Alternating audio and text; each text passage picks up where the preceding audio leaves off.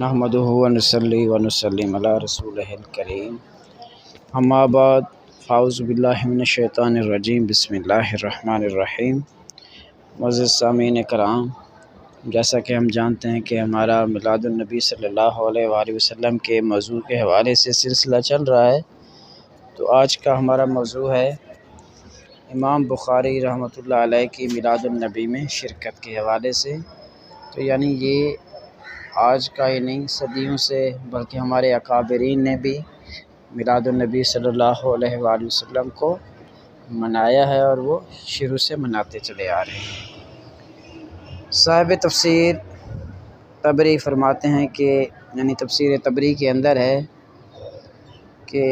میں امام المفسرین سند المحدثین حضرت سید موسیٰ المبرقی بن ابن امام محمد تقی کا شاگرد ہوں،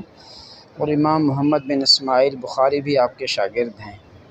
تو ہم دونوں اپنے استاد صاحب کے ہمراہ ہر سال 12 ربیع الاول شریف کو مکہ مکرمہ میں سرکار دو عالم صلی اللہ علیہ وآلہ وسلم کی جائے ولادت پر جایا کرتے تھے، اور وہاں جھوم جھوم کر وعظ فرمایا کرتے تھے، اور سید الانبیاء صلی اللہ علیہ وآلہ وسلم کی اس محفل پاک کے اندر بھی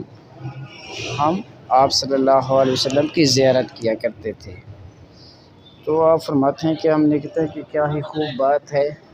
کہ میلاد النبی صلی اللہ علیہ وسلم کا ہے اور منانے والا آپ کا نواسہ ہے۔ یہی قول امام بخاری رحمۃ اللہ علیہ نے اسماء الرجال کے صفحہ کے اندر بھی فرمایا ہے۔ فرماتے ہیں کہ جب سے مجھے یہ روایت ابو لہب ملی ہے تو میں اس وقت سے ہر سال آپ صلی اللہ علیہ وآلہ وسلم کا میلاد مناتا ہوں۔ دیکھیں، ہمارے اکابرین نے بھی میلاد کے حوالے سے شروع سے ہی مناتے ہیں اور مناتے چلے آ رہے ہیں، اور یہ بھی یعنی امام بخاری کا بھی یہی طریقہ رہا ہے۔ تو ہمیں بھی چاہیے کہ ہم آقا علیہ الصلوۃ والسلام کا میلاد منائیں اور اپنے اہل و عیال کو اس میں شرکت کریں،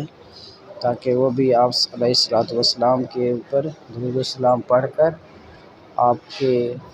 بارگاہ میں ہدیہ تبریک پیش کریں۔ تو اللہ سے دعا ہے جو کچھ نہ سنایا ہم اس پر عمل کرنے کی توفیق عطا فرمائے۔